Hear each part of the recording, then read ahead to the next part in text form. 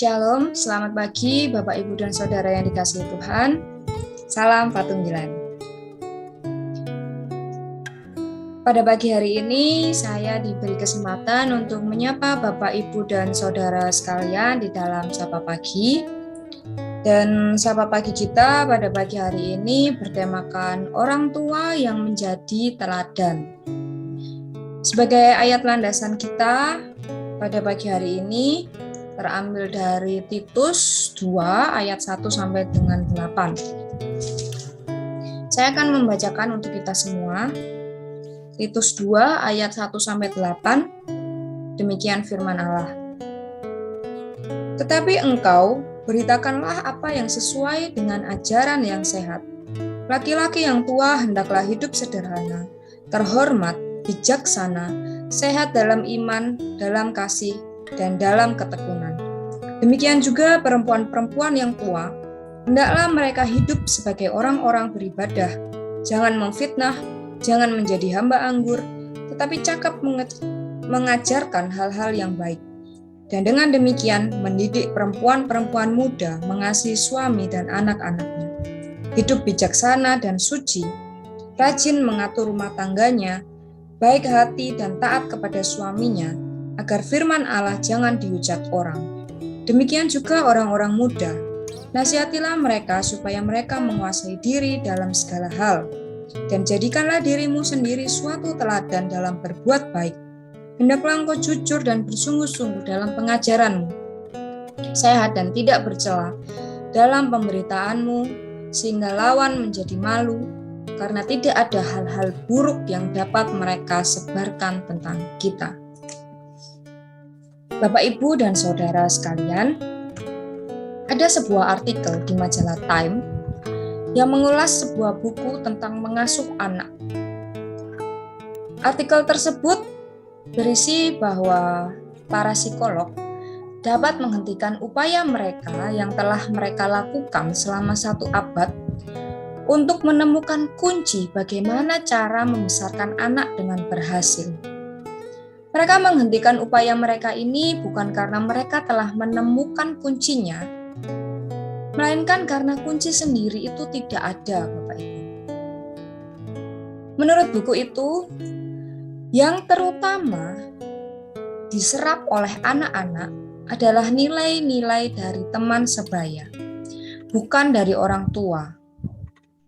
Jadi, tidak dapat disangkal, tekanan teman sebaya memang merupakan pengaruh yang sangat kuat, Bapak Ibu. Jadi lingkungan sekitar, teman-teman sekitar, anak-anak kita itu sangat mempengaruhi anak-anak kita, Bapak Ibu. Baik itu perilaku, pola pikir, cara berbicara, tutur kata, itu sangat terpengaruh. Jadi anak-anak kita itu sangat terpengaruh dari lingkungan sekitar yang ada di sekitar anak-anak kita. Bapak Ibu sekalian, bagi anak-anak tampil berbeda dari teman-teman sebaya itu merupakan hal yang tidak baik, Bapak Ibu, merupakan hal yang buruk. Jadi mereka pasti berpikir mereka tidak mau berbeda dari teman-temannya. Loh, teman-temanku seperti ini kok, kenapa aku harus berbeda? Aku mau sama dengan teman-temanku, Bapak. Aku mau sama dengan teman-temanku. Pemikiran anak-anak seperti itu, Bapak Ibu. Karena bisa jadi kalau mereka tampil beda, mereka tidak sama dengan lingkungan sekitar, dengan teman-teman sekitar yang ada, bisa jadi mereka akan dibully atau mereka akan dicemooh. Kamu kok beda sendiri sih? Kamu bukan geng kita deh. Apalagi kalau sudah punya kumpulan atau geng gitu ya, kumpulan kecil gitu. Pasti kan apa-apa pasti sama gitu ya. Punya tas sekolah sama, punya baju sama, kembaran, punya tepak kembaran. Kalau nggak sama, lu bukan geng gue deh. Kamu bukan geng kita deh gitu ya. Jadi malah dicemooh, Bapak Ibu. Bisa jadi malah dibully, Bapak Ibu. Jadi mereka pasti berpikir mereka tidak mau tampil beda dengan teman-teman sebayanya. Nah, dari sini Bapak Ibu, apabila orang tua tidak mampu menciptakan suasana rumah yang hangat, suasana rumah yang menyenangkan, atau tidak punya waktu untuk anak-anak Bapak Ibu, sibuk dengan pekerjaan, sibuk dengan hal-hal yang lain, mengesampingkan anak-anak Bapak Ibu, tidak punya cukup banyak waktu untuk anak-anak, maka hal ini akan membuka peluang untuk masuknya pengaruh-pengaruh yang mungkin saja berbahaya dari teman-teman atau lingkungan sekitar Bapak Ibu, karena tidak ada kontrol dari orang tua. Nah, Bapak Ibu, sebagai keluarga, terutama sebagai orang tua yang bertumbuh di dalam iman Kristiani, kita harus mampu memberikan pengajaran, kita harus mampu mendidik anak-anak yang telah Tuhan percayakan kepada kita. Tuhan sendiri meminta kepada kita, kepada orang tua, untuk memperkenalkan, untuk mengajarkan firman Tuhan kepada anak-anak kita. Hal ini sangat penting untuk dilakukan, sehingga anak-anak ini menjadi paham akan pentingnya firman Tuhan, sehingga firman Tuhan itu sendiri bisa tertanam dengan baik di dalam hati dan pikiran anak-anak kita.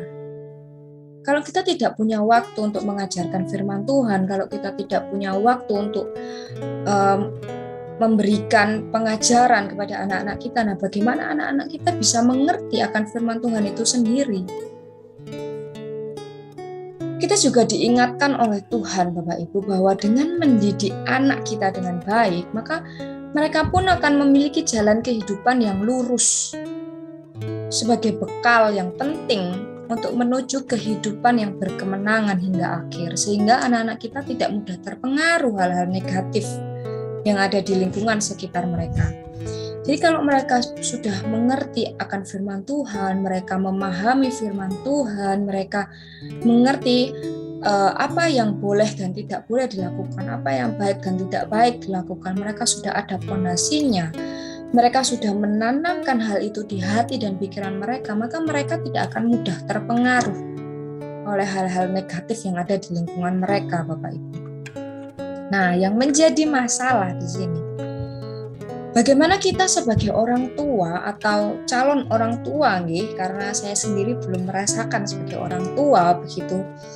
Bagaimana kita sebagai orang tua atau calon orang tua bisa melakukan hal itu, bisa mengajarkan hal itu, apabila kita sendiri ini tidak bisa menjadi contoh yang nyata dari apa yang kita ajarkan. Ada banyak sekali Bapak Ibu orang tua yang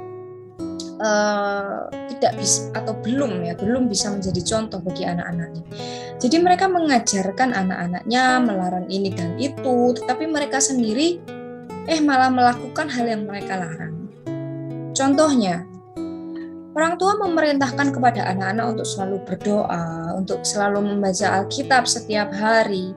Tapi kita sendiri ini jarang berdoa, jarang membaca Alkitab, jarang saat teduh karena udah capek, pulang kerja sudah capek, harus masak, harus mandiin anak, harus ini, harus itu, terus lupa membaca Alkitab, lupa saat teduh, lupa berdoa. Padahal kita menghimbau atau mengajarkan anak-anak kita untuk, ayo dek kamu rajin berdoa, ayo dek kamu harus rajin saat teduh, tapi kita sendiri tidak melakukan hal itu. Atau misalnya kita melarang anak-anak kita untuk bermain HP. Kalau lagi makan jangan main HP terus, kalau lagi belajar fokus belajar, jangan main HP terus. Tetapi malah kita sendiri selalu bermain HP di depan mata mereka. Kita beralasan, ini pekerjaan, ini penting ini. Terus kita malah main HP sendiri gitu ya. Nah itu kan kita tidak bisa menjadi contoh, kita tidak bisa menjadi teladan gitu ya. Kepada anak-anak kita dengan apa yang kita ajarkan. Dari hal ini akibatnya banyak sekali anak-anak yang tumbuh menjadi pemberontak. Mereka merasa papa mama ini ngasih tahu aku ini dan itu, melarang aku ini dan itu, tapi mereka sendiri melakukan larangan itu. Mereka sendiri tidak bisa menjadi contoh yang baik. Jadi tumbuh rasa ingin memberontak, aku nggak mau melakukan itu karena papa mama sendiri nggak melakukan hal itu. Nah, ini bukanlah contoh yang baik ya Bapak Ibu. Malah akan membuat anak-anak tidak bisa menerima hal-hal yang kita ajarkan. Itu tadi, mereka malah memberontak. Singkatnya Bapak Ibu, apabila kita mau efektif dalam mendidik anak-anak kita, Maka tidak ada jalan lain Bapak Ibu. Kita harus terlebih dahulu menjadi contoh nyata dan teladan dari segala sesuatu yang kita ajarkan. Menjadi teladan artinya menjadi sosok yang patut untuk ditiru. Dijadikan panutan, dijadikan role model gitu ya oleh anak-anak kita. Sebuah teladan akan jauh lebih efektif ketimbang hanya melakukan pengajaran teori-teori saja. Jadi kita hanya teori saja gitu ya, nggak boleh ini, nggak boleh itu, nggak boleh ini, nggak boleh itu. Nah, itu tidak akan efektif Bapak Ibu. Jadi jauh lebih efektif kalau ada teladannya, ada contohnya. Nah, pertanyaannya yang kedua Bapak Ibu, apakah kita sudah siap? Apakah kita sudah sanggup untuk menjadi teladan bagi anak-anak kita? Dari firman Tuhan yang kita bersama baca tadi Bapak Ibu, yang bersama-sama kita baca tadi dari Titus 2 di ayat 7,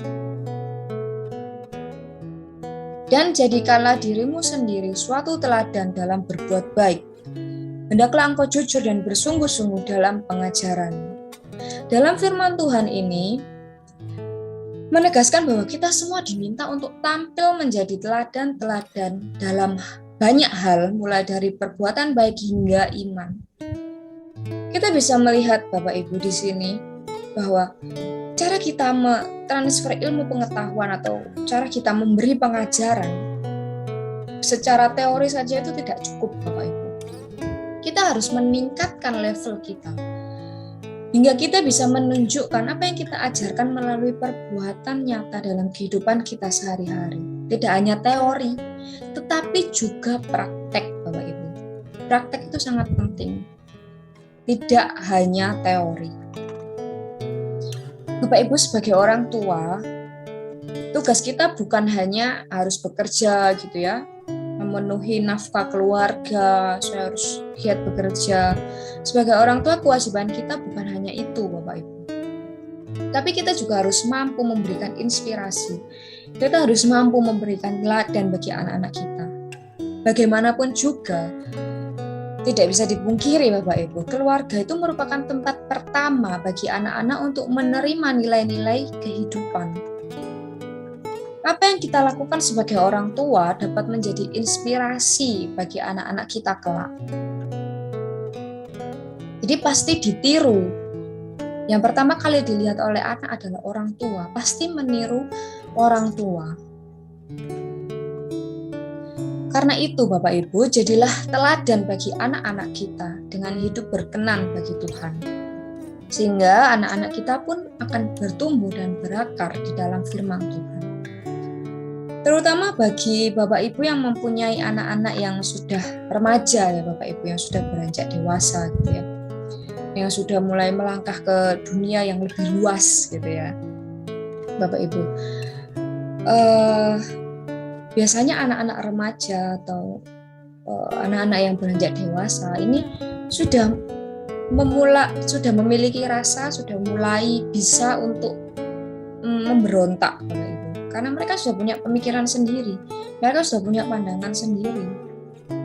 Kalau masih kecil beda ya Bapak Ibu ya, mungkin anak-anak kecil itu yang masih balita, masih SD gitu ya, itu mungkin masih lebih mudah untuk dikasih tahu, lebih mudah nurut. Karena mereka mungkin belum punya keberanian untuk memberontak, belum punya pandangan sendiri gitu ya. Berbeda dengan anak-anak remaja, karena anak-anak remaja ini sudah punya pandangan sendiri, sudah punya rasa ingin tahu yang lebih lagi. Terus mereka pasti punya rasa ingin memberontak gitu ya kepada orang tua, apalagi kalau orang tuanya melarang ini dan itu, pasti mereka merasa apa sih, papa mama ini kolot misalnya gitu ya, papa mama ini deso gitu ya, tidak mengikuti perkembangan zaman ini dan itu. Pasti anak-anak remaja itu punya pemikiran seperti itu. Nah, dalam usia yang seperti ini Bapak Ibu, anak-anak itu tidak bisa lagi hanya dinasihati saja seperti ketika mereka masih kecil. Mereka sudah punya keinginan dan pertimbangan-pertimbangan sendiri. Maka yang dapat dilakukan oleh orang tua adalah dengan membawa mereka di dalam doa kepada Tuhan. Mereka mungkin saja berada di luar jangkauan kita Bapak Ibu, Tetapi dengan kita berdoa, dengan kita tetap menjadi teladan, kita tetap memberi contoh-contoh yang baik gitu ya, kita dapat mempercayakan mereka ke dalam tangan Allah yang kuat. Jadi kita harus senantiasa mendoakan mereka Bapak Ibu, supaya Tuhan senantiasa memelihara mereka, menjaga mereka dimanapun mereka berada. Anak-anak tidak bisa mendengarkan orang tua dengan baik, namun mereka tidak pernah gagal untuk menirunya. Di alam bawah sadar mereka pasti mereka meniru apa yang dilakukan oleh orang tua Bapak Ibu. Jadi ya, selain kita teori, selain kita praktek, kita juga mendoakan anak-anak kita supaya anak-anak kita ini senantiasa di dalam perlindungan Tuhan, supaya mereka dijauhkan dari lingkungan-lingkungan yang negatif, dijauhkan dari teman-teman yang mungkin bisa membawa dampak negatif pada anak-anak kita. Mari Bapak Ibu bersama kita tetap berusaha menjadi orang tua dan calon orang tua yang mampu menjadi teladan bagi anak-anak kita. Tuhan Yesus memberkati kita semua. Mari bersama Bapak Ibu kita bersatu hati di dalam doa. Mari kita berdoa. Tuhan Yesus yang bertata di dalam kerajaan surga, kami bersyukur ya Tuhan atas keluarga yang sudah Engkau berikan kepada kami. Terutama anak-anak yang telah Engkau percayakan untuk kami rawat hingga dewasa kelak. Ampuni kami ya Tuhan, jika kami belum dapat menjadi orang tua yang baik.